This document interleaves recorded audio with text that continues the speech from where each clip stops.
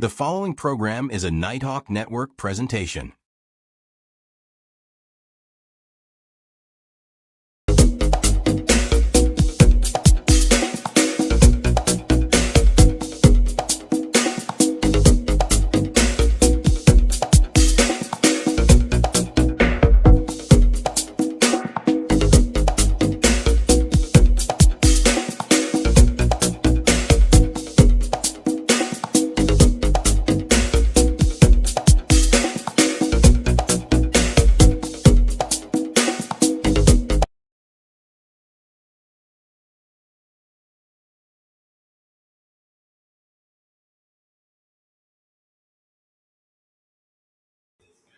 Good evening, everybody. What's going on? Your boy E-Buck in the building, talking to you on the show that I call I Am Nighthawk. It is called that because we talk about the things that I think about at night while many of you are sleeping, because I don't sleep good, and part of it is some of the stuff to think about, truth be told. At any rate, hopefully all is good in your world. And man, not so much, but we working through it. We already got our first comment jumping in. Of course, it is our good friend Ro to start on. What's going on, Ro? Thank you for checking in. We appreciate you as always. We definitely be promoting you later on in the show along with several other individuals that I want to get a just deserves to.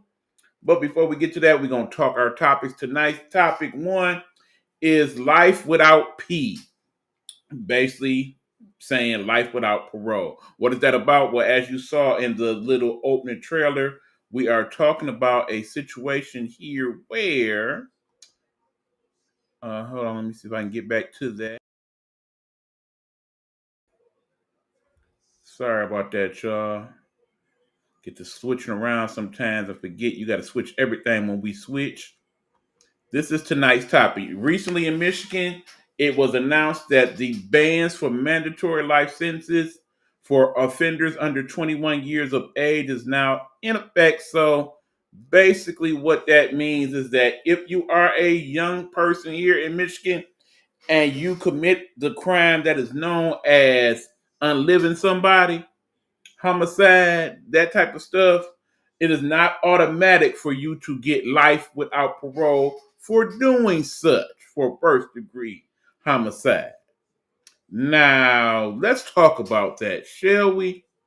Because understand that the thought process behind some of the sentencing for the ultimate crime that leads you back here in the cell is that certain crimes hit harder. And basically, when you unalive somebody, take their life from you, take them away from the people that love and care about them, you, in essence, deserve to no longer be a part of society. As many, well, maybe not many, but most of us, I think the majority of us feel that way. When you murder somebody in cold blood, premeditated, mind you, as in you sat down, you thought, I don't like this person.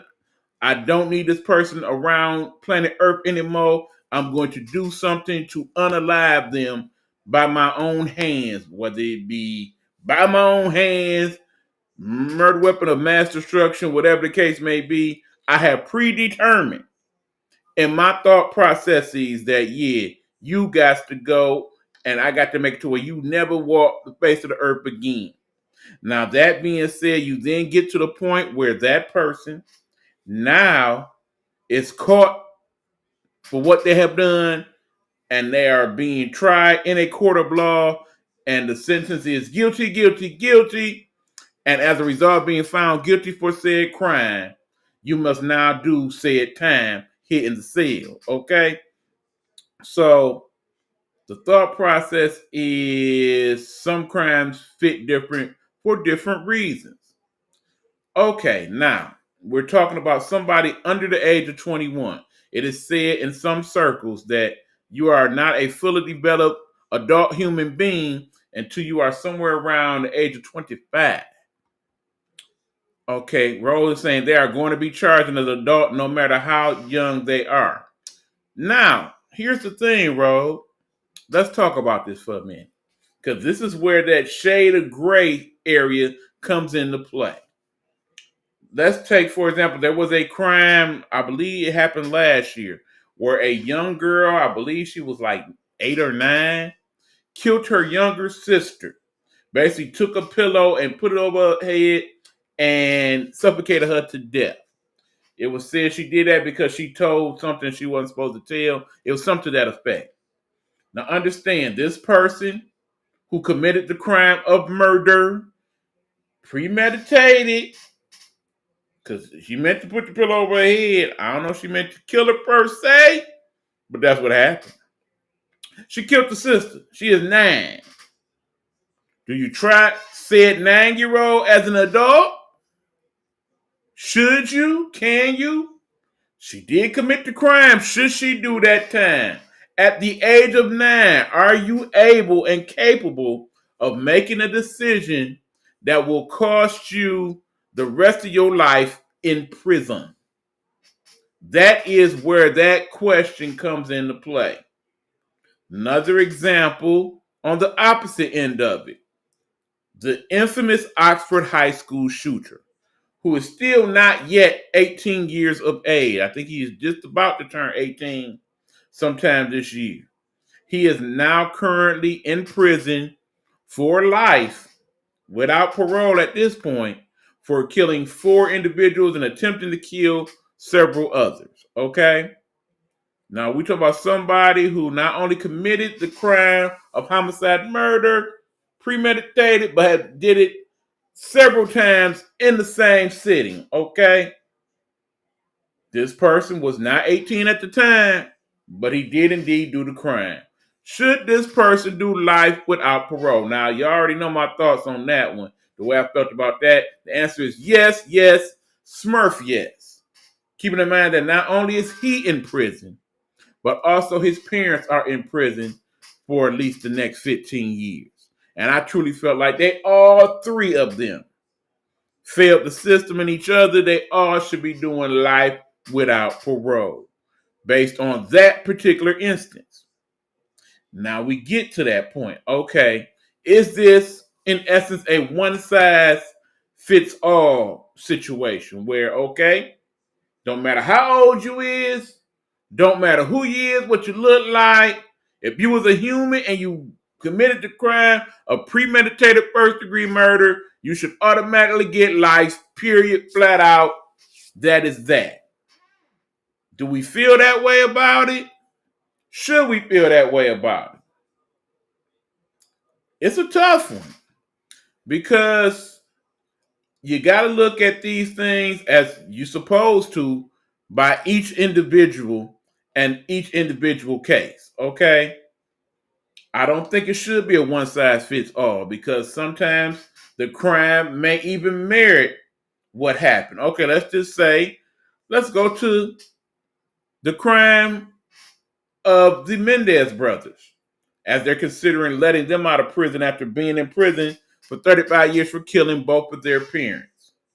It has been said, and the understanding is that they killed their parents because their parents were being abusive and in some instances being predatory towards them. In other words, physically beat them, mentally abuse them, rape them, the whole deal. As a result, they were pushed, so to speak, to unalive their parents based on those actions. But in the thought process is that both of them were not 21 when this happened. I don't even think they were 18 when it happened either. At least one of them. But anyway, the whole point is, did the crime somehow become justified because of what happened prior to what happened? I mean, think about it. You're a mother. You find out that your child has been getting repeatedly raped by one of their relatives, okay? And a fit of rage and anger, you decide to unalive them in that moment, okay? Is that first degree murder? That's another story. But let's just say you at least had time to sit down and think about, okay, as soon as they walk in this door, I'm asking if they did it. I'm going to look in their eyes. And if I feel like they did it, Bang, bang, you gone. Is that the case? Should that lead to you eventually being, okay, you did it. You know you did it. You may have been justified for doing so, but in the end you did it. You gotta go. And you gotta do the life without the parole. Okay? Is that where we are in this situation? Now understand, because this is the United States, plural, of America, if you look at any given state, those laws and how they apply to people vary from state to state. In some states, I imagine it is an automatic, okay, you did it, that's it. You're looking at parole, now you got to work your way out of the parole, the not parole, whatever. In some cases, it may be like, okay, well, we got to look at certain factors. And based on those factors, then we'll determine whether or not you should get to life without parole. Now, that's only part of this discussion. Okay, going back to the original thing, where it's now banned for people under the age of 21 to get life without parole. Let's go back to the scenario I just brought up. Okay, there was a somewhat justified reason why that person decided to unalive somebody. They raped that person's child and they basically went off the deep end. You can't do that to my baby, bye-bye. Okay? That person now is in jail for the crime that is murder. Should that person do life? Should they? What's the possibility that after this has happened, if they had the possibility of being paroled, they get out and possibly do it again? Understand, there's not a lot of people out here that has committed murder have been set back into society in that way. Okay? Yes, there is such a thing as life with parole, and some people have gotten that parole over the years. And of course, some of those same people end up committing the crime that is murder again. That is something you, of course, have to think about when these cases come up. For example, again, the Mendez brothers. Is it a possibility that once both of them are released, if they are released back to society, that they could once again commit the crime that is murder? You would think, based on their ages, being in their 50s now, that they probably would not be in a scenario where they are being tortured and verbally abused by somebody in a family like that, to the point where it would push them to that. Not to mention the fact that you didn't spend 30 plus years in prison, so you know this cell right here ain't no place you wants to go back to at all. Now, I will say for the record, if you are one of those people who is in prison and you get parole and you commit that same crime or a crime worse than that, absolutely you deserve to go back.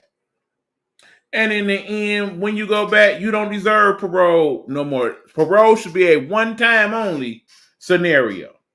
If you get paroled and you break that parole, you should go back and you should do your time and then some.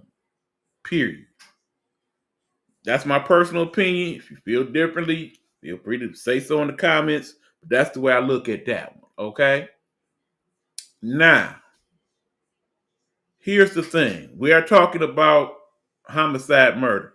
In other such scenarios where we're talking lesser crimes like robbery and burglary and assault and stuff like that, that's a different scenario and it's different volumes of things. And, you know, if you basically started out doing 25 to life and then you end up getting parole, and, you know, I look at that differently. I look at this from the standpoint of, okay, you're a young person, you killed somebody. You may not even fully understand the ramifications of your actions at 15, 16, or whatnot, but you did it. By the grace of God and the state of fill in the blank, they have determined that, okay, you have learned your lesson, you have paid your debt to society. We are now about to release you back into the public. And we wish you the best of luck. Now, you know, that person will have struggles in society more times than not, because that person eventually is supposed to get some type of employment and take care of themselves and all that. I don't know about you, but as a person who has hired somebody, yes, I have hired people who have been incarcerated before. To my knowledge, to my personal knowledge, I've never hired anybody that committed the crime of unalive murder and got released, and then I put them on the payroll. To my knowledge, I haven't done that. I may have. I do that. But I didn't do it purposely. If I know that your crime is murder and you look for a job, you did get parole, you got a right to try to take care of yourself, but it's something I probably would not want to risk for my employees or myself. Okay, so it's kind of unfair because, like I said, maybe that person was somewhat justified in why they took somebody's life and letting them out. They have rehabbed and all of that, but that was a hard one to get over, to be honest,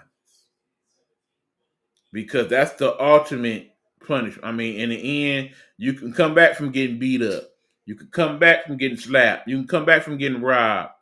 Ain't no coming back from getting killed. You gone and ain't no bringing you back. So because that is the case, the thought process is, okay, you can't bring that person back. So the only way you can pay for your life, for you taking that person's life, is to offer up your life and put it in this cell back here. Now, that's all of that, and that's all fine and good.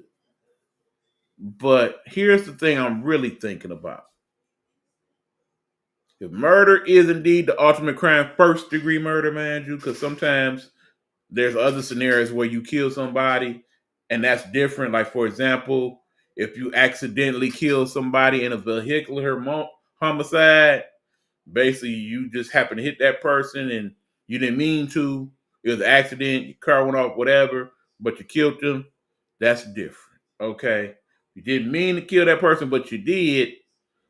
Yeah, some type of circumstance got to happen to you, I feel like.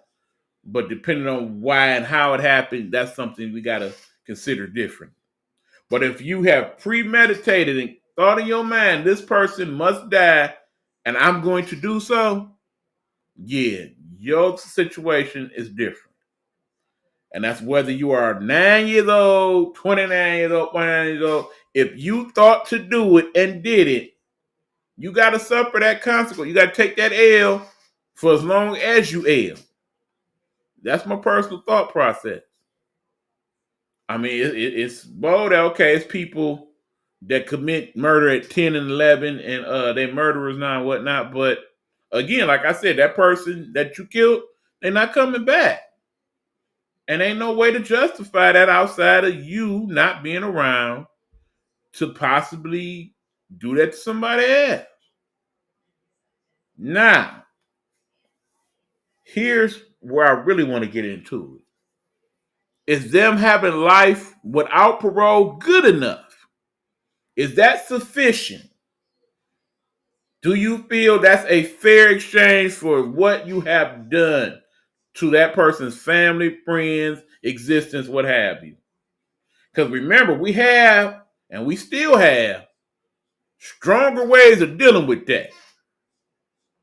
That means we talking about that thing we call the death penalty.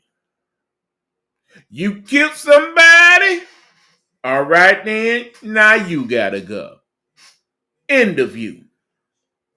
Now, I assume once upon a time, I don't know this to be factual, you got to do your own research on this, that in all 50 states at one point in time, maybe not so the last, I mean, think about it, what, Hawaii wasn't a state till like 1940 something, maybe? So maybe not so much Hawaii, Alaska, but most of the other states, I assume at one point in time, the death penalty was an option, period. So that, okay, you killed somebody and it was bad. Yeah, we gonna go ahead and set you up to get hooked up to the machine or the lethal injection or the firing squad, whatever the case may have been back in the day, young guillotine, whatever. You gotta go. You did it. You gotta go. Understand, we still live in the world of 2025 where in certain countries, that's still the case. You murdered somebody, damn a prison life without parole, you got to go. You did them, we gotta do you. Period. Ain't no standard line you to murder somebody. You gotta go. In certain countries, that is still the case. Okay? I know we in America, we look at such things as being barbaric and whatnot. No, that ain't right. That ain't the way we should deal with that. I mean, but think about it. These people are in our prison systems. They got life without parole. They cost us money to house and keep and feed them and so on and so forth. Is that fair to us, the taxpayer, that we got to take care of these people that did somebody wrong to that degree? Something to think about. Is it fair that this person has taken somebody's young people? All right, Pistons win. Good deal. Somebody's wife, husband, child, whatever, and now we will no longer see them in life, but yet they get to keep breathing the good air and getting food and all of that, and they loved ones still get to hear from them at least to some degree. Is that fair to the other side? Maybe not. Okay, let's just say we go there. We decide, you know what? Smurf this life without parole. We going back old school. You did it to somebody, now I gotta get dead to you. You gotta go, gotta go, gotta go. You have taken somebody's life, somebody should take yours. Eye for an eye, like the good old Bible said. Should we go back to that? I say it's worth a thought because of this.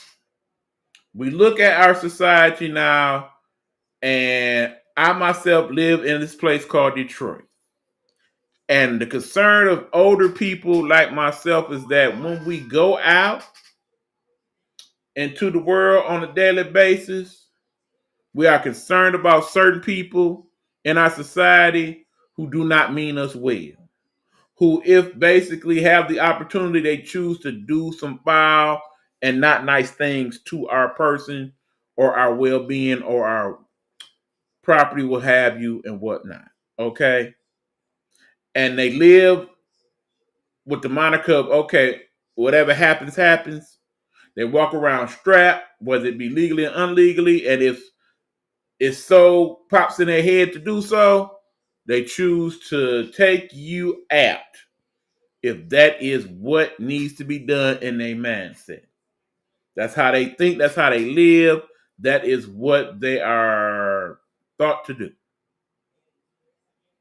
That person, if they so do so and get caught up and end up in this cell back here, they made their choice and now live with the consequence. Meanwhile, I'm no longer here based on what you thought to do. If you could only go back and ask the people that are no longer here, okay, that person took your life. Should you want their life to be taken as well and join you in the heavens or the hell that they sent you to? Should that be what you want? Should that be what happens? Understand, part of the death penalty no longer being an option in most places because it was used in a way that was not good in some cases. Because think about it. There are people in these cells today who have life without parole.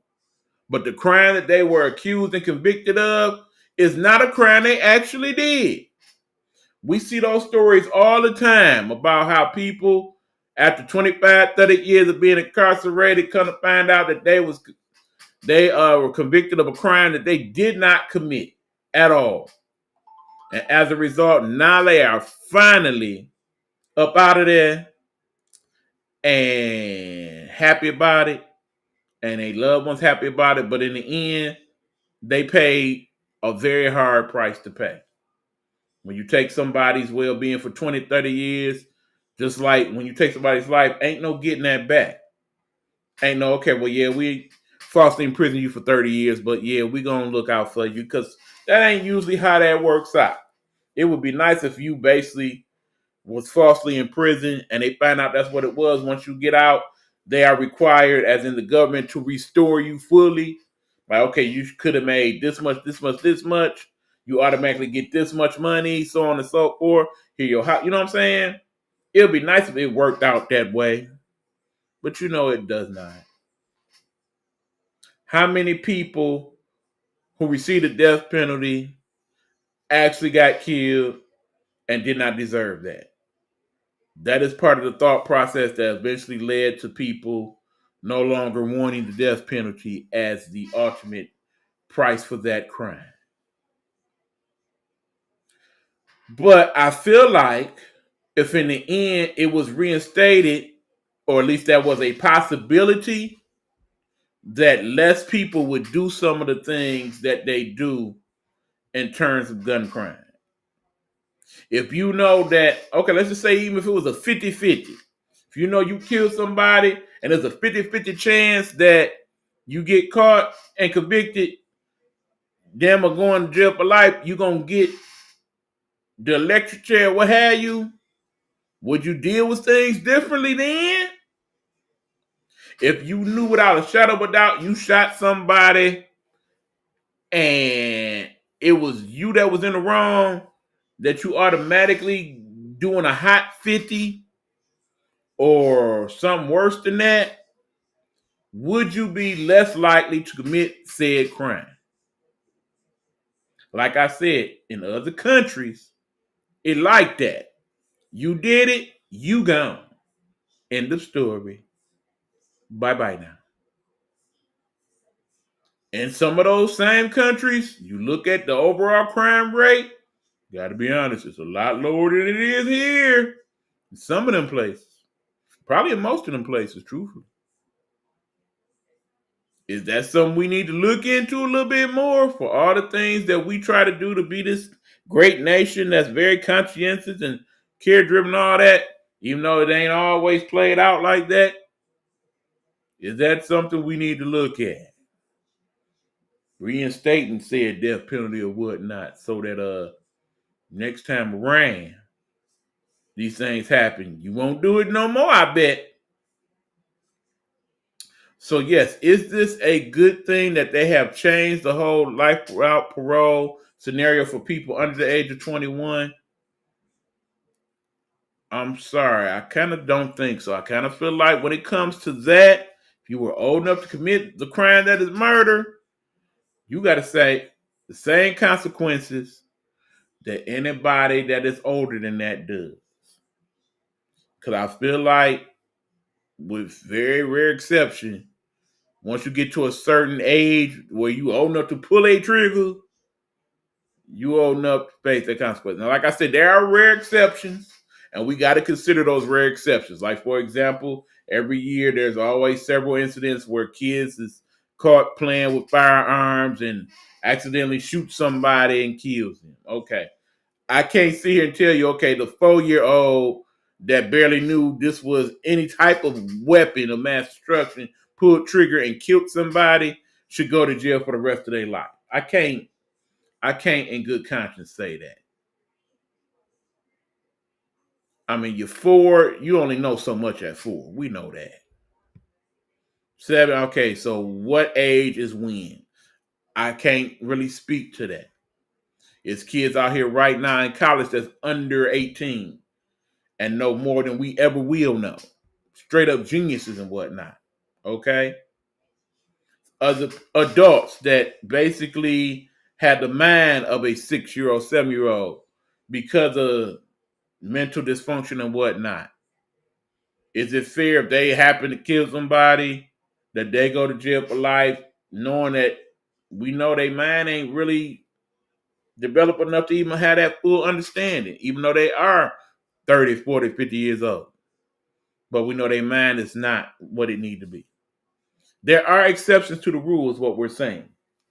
But long story short, it's definitely something that if we dealt with it a little differently, maybe some of these criminals would take a different approach before they commit the crime, particularly when it comes to unaliving somebody. Okay, that's my thoughts on that.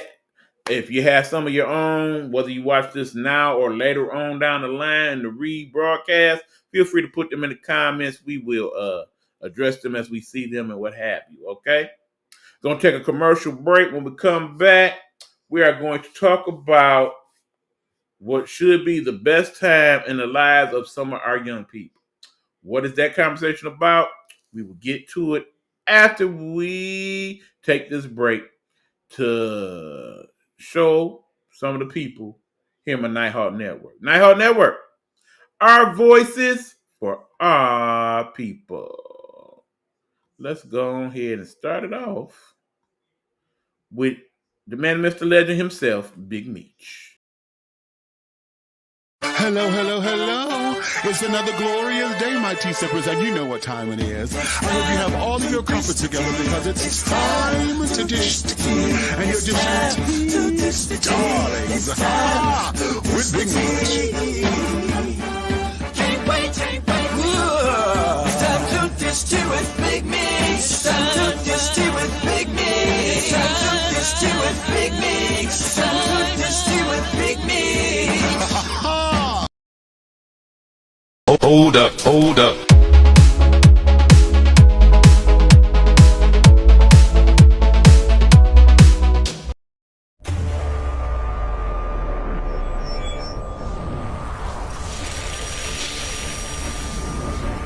In this world full of opinions, it is time you hear some of hers.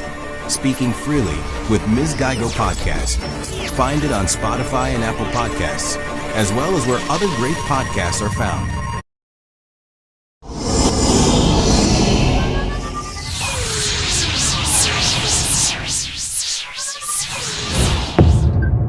Sports his way.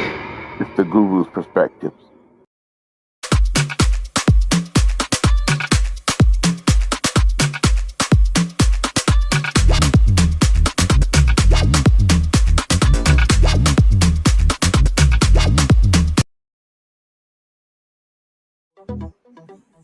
Hey, this is your boy E-Buck. And if you're looking for some great desserts, something sweet, something to treat yourself with, please check out my girl Caramel Sweets here in the Metro Detroit area. She can make desserts for your function, your event, or just for that special someone you want to give something nice to.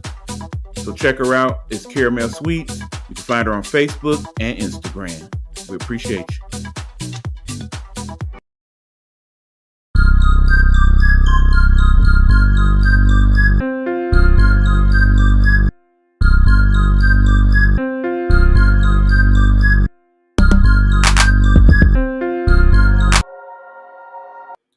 What's going on, good people? We are back. This is I Am Nighthawk. I am your host, E-Buck, the one called the Nighthawk himself. And we are here talking to y'all about some of the stuff on me mental. Before we go on in the show, I have shown several of my promos there. We are making them for people because we want to promote their products, goods, or services. But I also want to send some shout outs to some folks. First of all, that last one we saw, that was Miss Caramel Sweets. You can find her on Facebook. It is a mother-daughter team that are doing desserts and cakes and stuff for people. They are actually doing some TikTok videos showing how they make cakes and everything. Please check out Miss Caramel Sweets. And if you are here in the Metro Detroit area, please check out her product. I've had them personally. It is very good stuff, okay? Check it on out, would you? We also want to shout out Sauce Extra LLC, run by my girl Kanisha Penny. She has a lot of good, those little socks and things that we saw in the promo. She has those. She does other clothing apparel as well. You can check her out. She's in the local Metro Detroit area as well. That is her Instagram page. Also has a Facebook page and TikTok as well. We also want to shout out my girl Loyal. Loyal is an up-and-coming artist. She is new wave, does some rap, she does some singing. I think you like it. That is her latest single, Never Broke. Check her out on Instagram. She is on most of your social media platforms, and you can find her song and several other works that her and her husband, Lotto Bands, have done on the YouTube Music and Spotify and such. Check her on out. We appreciate you for doing that there. So yeah, just wanted to shout out a few folks. We're gonna do some more promos for people so you can check out what they got going on and show them some love, because hopefully we can all show love to each other. That is part of what the village should be here for, to do those types of things. I also want to shout out Mama Jones. I see she has checked in on the show. We appreciate you, Mama Jones. What's going on with your sister girl? Love you. All right, back to the show. We are now going to talk about the subject of the greatest moment in the lives of some of our young people. I'm going to call this section of the show a discussion on the following topic, as I make our good old thing here. Senior activities, okay? That's kind of small. Let's see, can we? There we go. That's better. Senior activities. We are talking those right now. Keep in mind, for those of you who have young people who are in their senior year of high school, this is a very special time for them, because this is point year where they get to doing a lot of those great fun activities that go on near the end of the school year, celebrating their accomplishment to soon be had, which is graduating high school. We would love to see them do it, and do it in style. Keep in mind that usually consists of several activities, such as senior dance, and of course the good old prom, senior trip, so on and so forth. Long story short, these things cost money to do.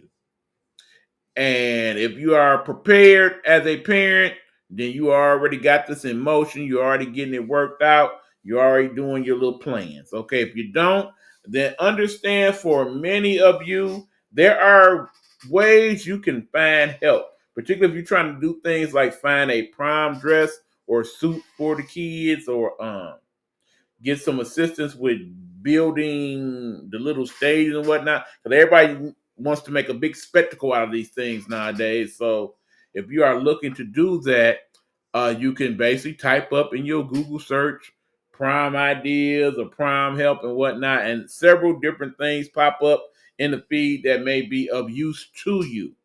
For the seniors, I have a couple words of advice. One, enjoy the moment. This is, when you look back on your life as an older person, some of the favorite memories that you usually will dwell on in your thought process.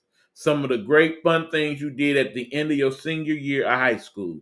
So please soak in the moment, enjoy it, like it. Uh, Another thing, in this day and age of media, you got the phones. Let's use them for something good, which is taking lots of good, memorable pictures of some of the great fun things you did. Understand, I said the fun things. There is a discussion I want to have that is related to this that may not be so good. Apparently, there are certain senior activities that people have come up with that are supposed to be designed to be fun and interactive, but they actually might cause more problematics than not. Okay, let me explain. There's this thing that is going around, and have done it here in the area. I've witnessed it firsthand. They call it water wars. And what it is the young people have determined that, okay, we are going to set up a scenario where we get a whole bunch of water guns and such, and we are going to plot on each other to see who can wet up the other one first and be the winner of the water wars. Now, some of these things are strictly just happening in school and on school grounds, which is one thing. Probably disruptive at times to a certain degree, because people are going around basically like snipers and trying to wet people when they least expect it, like in the middle of a class or something to that effect. That's one thing. But then there are some people that's taking the game outside of the school campus, and are doing it in other places that are a little bit more dangerous to play that game in. For example, last week I was in Target, and apparently the young people at the local school decided they were going to play that game there. So here they are running around with these water guns all around the store, causing all type of disruption, trying to get each other wet and what have you. Now, the thing is, they clearly had water guns. They look like water guns, all that, the good old bright orange, white, and blue, and all of that. But keep in mind, some of these water guns don't look like water guns at all. They look very much like another type of weapon of mass destruction. And in the end, if you as a person don't know that, and here you are seeing these kids running with a gun headed towards you, in this day and age of people, yeah, that could get real messy. There have been a couple incidents where people have gotten hurt because of this game. And I would advise that if you playing this game and you can't keep it to a local place where everybody understands that's what's going on and ain't nobody gonna get unduly dealt with, that's one thing. But if you choose to do this to the point where you are plotting on people while they eating dinner and all that type, that's gonna end up badly for somebody. Water War may not be the best game to play for your senior activity. I'm just saying. If you want to know what I'm talking about, there are examples of it on TikTok as always, and on YouTube as well. Type in Senior Water Wars. You'll come up with something, I'm sure, and you'll get a better understanding of what I'm talking about. But I'm talking about in terms of your senior activity, the fun things, okay? Prom and senior trip and senior skip day, those types of things where everybody goes out and goes to the beach or something like that. Those things are fun activities that don't get people into too much trouble. That being said, there are other people, however, that take things a little too far. So, if you're doing prom night, please do it safely. Do not drink and drive, please. Do not put yourself in bad situations. If you're going to, well, I'm not going to address that on the air, but you know what is associated with prom night. Be safe. That's that. Y'all know what I'm saying. Anyway, we want you to have fun, a good time. We want you to have memorable experiences. We want you to have a lot of good pictures and stuff that you could take and years later be like, look, we had so much fun doing this. We don't want scenarios where it ends up badly. And you also have to be mindful that while some people are looking forward to their senior year for one reason, there may be that one person. And let me address you directly in the camera, good people. If for whatever reason you are not having a good school experience and you have determined in your mind that maybe you should deal with it in a different way, in a way that is not helpful but very much harmful, please seek out advice and help. Speak to somebody. Don't do something that you will regret for the rest of your life and have you end up back here in this state or something like that. Or basically ended up having to make a decision to unalive yourself because in that moment you don't know what else to do. Nothing that is going on with you is to the point where you should make that decision. Everything is worth a conversation with someone that can help you figure it out, work through it in a way that is not harmful or hurtful. So please, if you are thinking that type of senior activity, don't. Go get help, please. Thank you. But for the rest of the seniors, it's your time. Enjoy it, baby. Looking forward to seeing all the nice pictures on the gram and the book and TikTok of y'all living your best life and proms and all of that. Look forward to seeing those type of pictures every year. Have fun. Okay? So anyway, that is that discussion. No, tonight we did not talk politics or anything like that. We know there's other stuff going on in the world. There'll be time to have those discussions later. Anyway, thank you to all the people viewed the show or viewing the show. We appreciate you. Thanks for all those support the show. We will tune in next week. We're going to give you, as part of the show, next time around, some of a little throwback.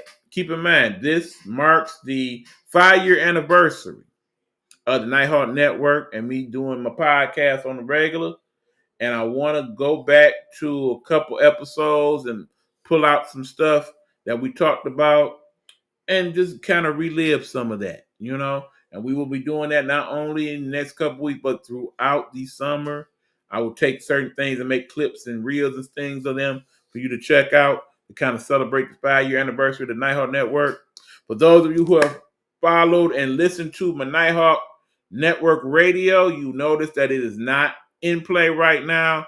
It is down for reconstruction. There are certain elements of it that I really wasn't comfortable with, and I really didn't have the time or even now to kind of really fix that. So I want to get the time situated to create a better, more flowy scenario. But in the meantime, you can go to Live 365 and check out our sister and brother stations, which are WTEA Radio, run by Big Meech, and by my brother LaFell, WAHR Radio. You will find some of my content on their stations as well, but different types of music and whatnot for both of those stations. By all means, check it out, like and subscribe. We appreciate you for doing that. You will also find, of course, this show on WTA Radio. It was basically marketed as Get Off My Lawn / I Am Nighthawk, but basically we're just going to switch to I Am Nighthawk. It's a little easier to kind of transition it all smoothly that way.